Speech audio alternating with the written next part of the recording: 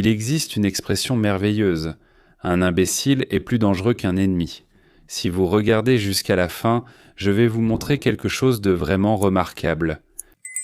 Les déclarations de Donald Trump sur les sanctions contre Vladimir Poutine et l'Ukraine, dont le monde entier parle, répète et crie depuis déjà un mois, continuent en réalité. Cela n'a pas changé sa conduite. Je ne comprends pas pourquoi tout le monde s'est agité, certains contents, d'autres énervés. Les paroles de Donald Trump, dans une traduction exacte, sont les suivantes. Si aucun accord n'est trouvé, je n'aurai pas d'autre choix que d'imposer des taxes élevées, des tarifs et des sanctions. Surtout ce que la Russie vend aux États-Unis d'Amérique, bon, ce n'est pas grand-chose que la Russie vend, mais il y a aussi un supplément là-dedans. Et vers d'autres pays participants, nous ne savons pas encore très bien ce que sont ces autres pays participants, mais je suppose qu'il y en aura beaucoup. En résumé, nous pouvons faire cela avec Donald Trump, facilement ou difficilement pour la Russie. Des dizaines et des centaines de milliers de personnes ne doivent plus mourir. Pourquoi Donald Trump veut-il arrêter la guerre? Qu'est-ce que cela change pour Trump que des centaines de milliers d'Ukrainiens et de Russes meurent là-bas? Pourquoi est-ce si important pour lui? S'il avait abandonné cette idée et s'était occupé des affaires intérieures des États-Unis d'Amérique, comme le disent les membres de son propre mouvement « Make America Great Again », notre vie serait meilleure. Qu'ils se battent entre eux, ces idiots, je parle des Européens de l'Est, s'ils en ont tellement envie. Donald Trump répond à cela qu'il a de la peine pour les gens. Et les blogueurs, les politiciens et les journalistes disent qu'en Afrique et au Moyen-Orient, eh bien là-bas, dans les pays arabes aussi, oui, c'est pareil. De nombreuses bonnes personnes meurent au Soudan, où 20 000 viennent de décéder, mais aussi au Yémen, en Éthiopie, au Mali, au Niger. La République démocratique du Congo est souvent citée. Là-bas, c'est vrai, Trump a mis fin à cela, mais en 30 ans de guerre, 6 millions sont mortes. Et parce qu'on tue là-bas, cela veut-il dire que nous, les Américains, devons nous mêler de leurs conflits? Pourquoi donc? Et au Mexique, en Colombie, je ne sais pas, en Équateur, des dizaines de milliers de personnes meurent à cause des actions des cartels. On appelle ça la guerre de la drogue. Et alors là-bas, c'est l'enfer sur Terre. Mais en Ukraine, ça voudrait dire que c'est moins grave? Comme le dit la plupart des gens, MAGA, en réalité, au fond, ça leur est égal que ce soit plus ou moins grave. Ils disent donc simplement que ce n'est pas leur affaire, qu'il ne faut pas s'en mêler. Voilà ce qu'ils disent. Si cela n'a pas d'influence directe sur les États-Unis, directement ou indirectement, tout indique une influence sur les États-Unis. Là-bas, quelque part, je ne sais pas, il y a eu une explosion, quelque chose est parti en l'air, et cela a eu une influence. En fait, quand ils ont traversé et importé des tonnes, disons, de médicaments pour la vie, eh bien, beaucoup de gens meurent là-bas. Aux États-Unis d'Amérique, dans un pays dont je n'avais même pas entendu parler, je n'avais pas entendu parler. Donc, Miana M. Signe mou Yana Miana, ça se lit ainsi. En un mois, depuis le Nouvel An, 13 700 personnes tuées. Je ne sais même pas où c'est. D'après le nom, ça évoque l'Afrique, mais peut-être pas. Il y a aussi des villes et villages là-bas. Je viens juste de lire ça par hasard. Par hasard. Depuis les airs, ils détruisent et achèvent la population de provinces entières, de villes avec des chars et de l'artillerie, les rasant complètement. Poutine se moque du nombre de Russes tués, j'en suis certain. Zelensky semble aussi indifférent au nombre d'Ukrainiens tués. Peu importe ce qu'il dit, seuls ses actes comptent. Pourquoi Trump? Voilà pourquoi Trump est celui qui en a le plus besoin, en quelque sorte, alors que tout le monde se fiche qu'1 million et quelques aient été tués, mais pas lui. Pourquoi pas lui? Est-ce que Trump travaille pour Poutine? Trump a dit à propos de Poutine: « Je pense qu'il est prêt à conclure un accord avec Poutine. » Donc, selon les blogueurs russophones, Trump est un espion de Poutine, ou bien une marionnette, ou je ne sais pas, quelque chose comme ça. Certains affirment que Krasnov existe, d'autres que c'est une invention, mais tout le reste serait vrai. Certains étaient présents, d'autres recrutés, et certains connaissent des témoins. Bref, c'est parti à fond, à fond, à fond, à fond. Oui, Poutine est prêt, bien sûr, à conclure un accord, sans aucun doute, j'en suis certain. Si on lui donne tout ce qu'il veut, et ce qu'il veut, c'est ce qu'ils ont déjà inscrit, ou est-ce qu'ils l'ont inscrit, dans la Constitution. C'est ça, de la Russie? Oui, ça c'est à nous, et ça aussi on ne l'a pas encore pris, mais c'est déjà marqué comme à nous. Qu'ils lèvent aussi les sanctions et leurs conséquences, pour qu'il soit un vainqueur et non un criminel. À La Haye. À propos de l'Ukraine, Donald Trump a dit « Je pense que l'Ukraine est moins prête à conclure un accord. » Moi, honnêtement, je pense qu'une partie de la population ukrainienne tuera Volodymyr Zelensky s'il admet la défaite. Oui, c'est ce qu'ils disent. Ou qu'il est prêt à céder même les terres déjà occupées aux moscovites, si le peuple voulait qu'on arrête de les tuer, et que le peuple est prêt à céder des territoires pour que leurs enfants ne meurent plus. Alors le peuple serait descendu dans les rues et les places. Oui, ils sont déjà allés sur les places, ils savent comment y aller. Mais il n'y a aucun mouvement ni agitation, disent-ils. Oui, pour que quelqu'un manifeste là-bas en disant « Rendez-nous nos enfants, rendez-les, qu'on prenne au diable une partie de l'Ukraine pour sauver notre avenir. » Et pourtant, dans 1 an ou 2, 1 million de plus mourront là-bas. Oui, 25 000 chaque mois. 600 000 en 1 an, eh bien 1 million. Oui, en 2 ans, 1 million sont morts. Ce sont des militaires de 25 ans et plus. Là-bas, on parle de 25 à 60 ans, mais il y en a très peu à 60 ans. Qui sont-ils là-bas ? Ce sont pratiquement tous des gens de la génération qui devraient reconstruire le pays. Sans eux, rien n'est possible. Les aînés ne peuvent plus, les jeunes ne savent pas encore. C'est-à-dire que les femmes et les enfants resteront, bien sûr, mais il faudra probablement faire venir des hommes en âge de procréer de pays moins développés. Dieu nous en préserve, oui, pour construire et procréer, mais alors leurs enfants auront la peau foncée. Il n'y a pas de manifestation, pas de mouvement pour la vie de nos enfants. Que dit Zelensky ? Personne ne veut s'arrêter. Prenez la guerre, eh bien jusqu'à l'expulsion des Russes de tout le territoire de l'Ukraine, ou alors jusqu'à l'anéantissement complet de tous les hommes aptes au combat en Ukraine. C'est pourquoi l'Ukraine, qui n'est pas capable, qui ne peut pas, qui n'arrive pas à chasser les Russes par ses propres moyens, et qui n'a trouvé personne pour le faire à leur place ou avec eux. Oui, il s'avère qu'elle se trouve dans ce qu'on appelle en anglais un catch-22. C'est-à-dire, eh bien, quand il n'y a absolument aucune issue, ou peut-être jusqu'à ce que tout le monde ait tout déformé. Je parle de ceux qui peuvent porter des armes et appuyer sur la gâchette. Tant qu'ils ne seront pas tous partis dans l'autre monde, aucune autre option ne semble possible pour l'instant. Catch. Trump ne veut pas donner l'impression que rien ne marchera, que rien ne fonctionnera. Oui, il le répète comme un mantra. Le règlement du conflit est en cours d'approche. Donc s'il n'y a pas de véritable démarche vers la paix, des taxes, des tarifs et des sanctions sont imposées à la Russie. Comme l'a dit Donald Trump, je vais rendre un très grand service à la Russie, dont l'économie s'effondre, et personnellement au président Vladimir Poutine, a déclaré Donald Trump. Je vais vous aider à conclure un accord et à mettre fin à cette guerre absurde.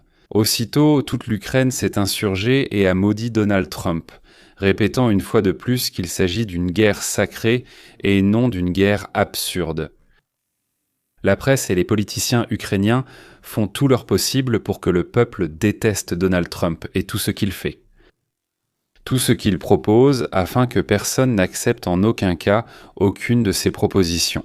À la fin de la guerre, d'après les dernières déclarations de personnalités ukrainiennes connues, il est devenu clair que leur principal ennemi n'est en réalité pas Vladimir Poutine, mais Donald Trump.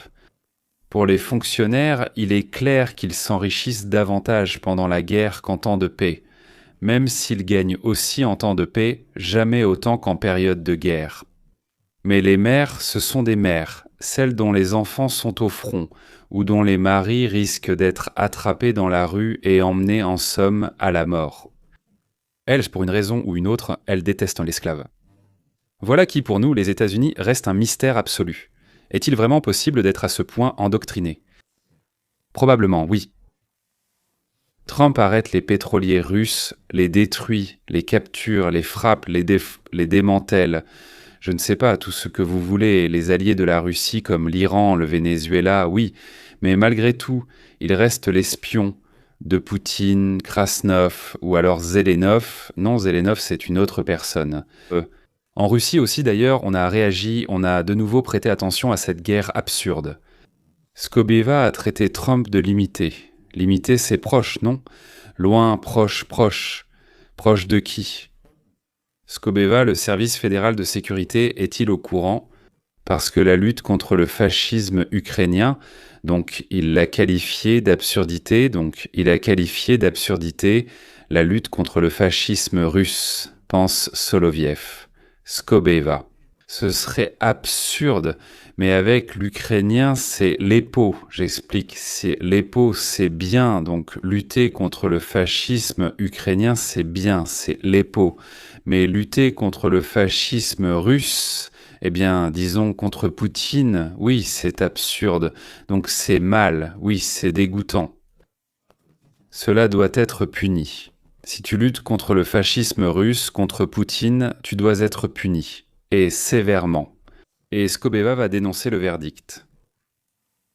Il est intéressant de noter qu'à la question de savoir pourquoi les efforts des États-Unis n'ont pas encore abouti, Trump a répondu en un mot. Zelensky. Il n'a rien dit d'autre. Là-bas, il y a Lavrov, Skobeva, je ne sais pas, il y a Medvedev, Poutine, Shoigu, et puis qui d'autre encore? En cas de refus d'un règlement pacifique, l'Ukraine pourrait facilement se retrouver sans l'aide des États-Unis.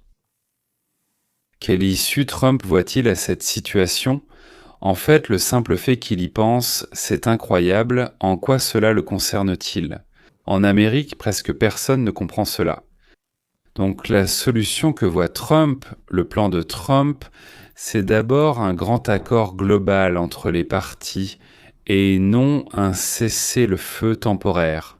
Ensuite, le refus de l'Ukraine d'adhérer à l'OTAN. Dans un avenir prévisible, personne ne posera jamais la question « oui, on peut écrire jamais », bien sûr, mais c'est complètement absurde, oui. Pas de déploiement de contingents étrangers sur le sol ukrainien dans un avenir prévisible, pas de missiles à longue portée là-bas, limitation des forces armées ukrainiennes. Là-bas, il y a 600 ou 800 000 militaires, je ne me souviens plus. Il me semble que toute l'Union européenne, avec 550 millions d'habitants, n'en a pas autant, mais l'Ukraine en demande toujours plus. 1, 2, voire 3 millions. Troisièmement, la levée progressive de toutes les sanctions contre la Russie. Quatrièmement, la Russie garde la Crimée et tout le Donbass. Eh bien, cela inclut les régions de Donetsk et de Louhansk, y compris les parties de ces régions qui sont encore contrôlées par l'Ukraine.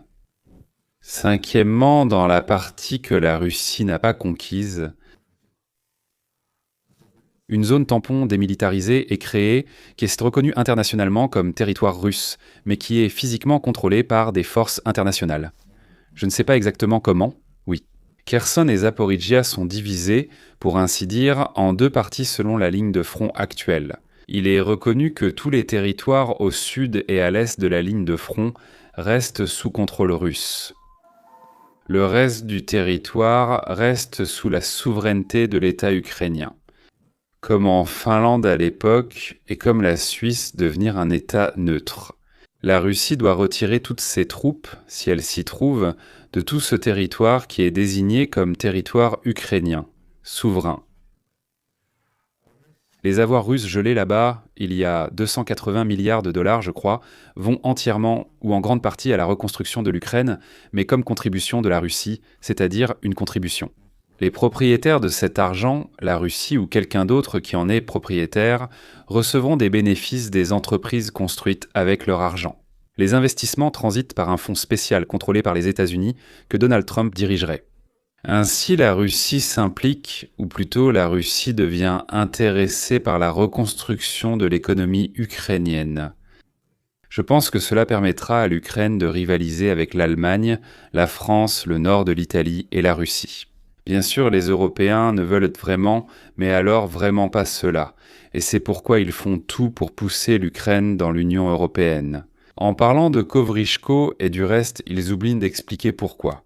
Pour empêcher l'Ukraine, bien sûr, de devenir un concurrent et permettre de détourner ses fonds et de saboter la reconstruction. La principale tâche actuelle de l'Union européenne, en quelque sorte, c'est de ne pas permettre aux géants de laisser la guerre s'arrêter, et si elle s'arrête, alors d'intégrer l'Ukraine dans l'Union européenne. Prendre des décisions avec l'Ukraine, sous la direction de l'Union européenne. Là-bas est tout le reste, ce qui serait avantageux pour l'Europe de l'Ouest et non pour l'Ukraine, parce que le plus important, c'est d'empêcher l'Ukraine de devenir un puissant hub, comme ils disent. Et tout cela est un enchevêtrement d'intérêts de différents acteurs. Et l'Ukraine, par la bêtise ou la cupidité de ses dirigeants, de la jeune femme à la tresse jusqu'à Zelensky, a permis de faire de son territoire un champ de bataille pour ses intérêts souvent contradictoires. La conclusion, c'est que tant qu'à Kiev, il n'y aura pas chaque jour, pendant de longues semaines, des manifestations de masse pour la fin de la guerre, les Ukrainiens continueront d'être tués. Le génocide continuera. Le fonds génétique continuera de diminuer et les territoires qui ne sont pas encore occupés passeront, centimètre par centimètre, aux envahisseurs. Tout simplement parce qu'ils ont plus de gens, plus de munitions, plus d'équipements et malheureusement, ils ont aussi plus de tout le reste et beaucoup plus d'argent. Voilà, il y a un autre danger, l'appétit du Kremlin grandira avec les victoires. Et les États-Unis, à l'approche des élections et en raison de la situation politique intérieure, vont de plus en plus se retirer du conflit. En se concentrant là où c'est plus important pour nous, ou là où on nous déteste moins d'ailleurs, cela a aussi un impact. Le flot de haine venant d'Ukraine n'augmente pas notre désir de faire des sacrifices, même de petits sacrifices. Oui, du point de vue des Ukrainiens, ce n'est pas grand-chose, mais pourquoi le faire en fait ? Oui. Pourquoi faudrait-il, pour ainsi dire, se serrer encore un peu plus la ceinture pour aider des Ukrainiens têtus et pas très rationnels qui, pour le dire gentiment, nous détestent ? Messieurs, j'ai une demande-proposition à vous faire. Écrivez donc quel sujet vous intéresse, ce qui vous intéresse précisément à l'intérieur des États-Unis, ou bien les relations des États-Unis avec d'autres pays, ou ce qui se passe ailleurs. Si vous le souhaitez, indiquez aussi les sujets qui ne vous préoccupent pas. Oui, pourquoi ? Je regarde une vidéo, là, disons, voilà. D'habitude, au bout de 2 ou 3 heures, je vais voir comment ça s'est passé, ce qu'on m'a écrit, j'essaie de répondre à certaines choses là-bas.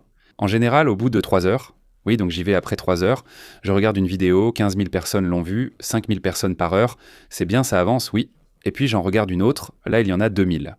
5 personnes la regardent par heure, donc oui, c'est presque 3 fois plus. Et ce n'est pas toujours clair pour moi pourquoi. Alors peut-être que vous pouvez m'aider à comprendre quel sujet vous intéresse le plus, sous quel angle. Écrivez, écrivez, écrivez. S'il vous plaît, abonnez-vous, mettez un like et tout sera clair. Oui, mais c'est très important pour moi, alors essayons de comprendre sous cette vidéo qu'est-ce qui vous intéresse le plus en fait. Parce qu'une énorme quantité d'informations me parvient, je ne peux pas tout traiter de toute façon, mais je peux faire un choix. Oh, ça m'a intéressé, là je vais y aller, et ce sujet-là, il intéresse les gens, ça m'intéresse aussi, mais pas autant, disons. Peut-être que je la traiterai en 3e aujourd'hui, ou que je la mentionnerai simplement. Oui, en tout cas, nous allons nous arrêter là. Et j'ai déjà parlé si longtemps, donc oui, il y a encore une chose que je vous avais promise et que je comptais vous montrer à la fin. Voulez-vous voir comment faire pour prolonger les bombardements des villes ukrainiennes et la mort de centaines de milliers d'Ukrainiens ? Regardez et dites-moi. Voici celui qui parle, ce que vous allez voir maintenant. Oui, il est ivre. La deuxième option, il a mangé des champignons d'un certain type où il s'est défoncé. Donc à mon avis, il ne peut rien y avoir d'autre. C'est l'une des 3 options, il n'y en a pas de 4e. Ce n'est pas comme s'il sortait d'une ruelle puante, qu'il s'était soulagé après une bière et qu'il était sorti en disant « Oui, mais regardez par vous-même ». Cet homme du Kremlin a très peur, se cache sûrement et ne se montre pas. Je suis certain qu'il n'est plus à Moscou.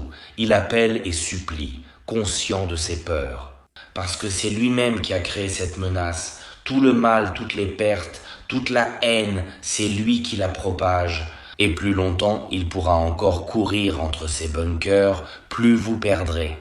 Vous tous ceux qui sont liés à la Russie, que va-t-on faire ? Nous sommes Ukrainiens et nous allons défendre notre pays, nous allons défendre notre liberté. Nous ne resterons pas silencieux et nous n'allons pas rester inactifs. Nous savons comment gagner, et ce sera notre victoire dans cette guerre, c'est certain. Et vous, que ferez-vous?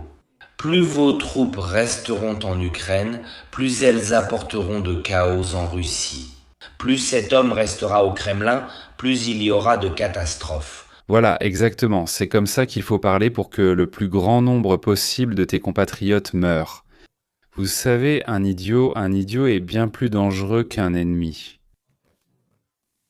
Au revoir, au revoir.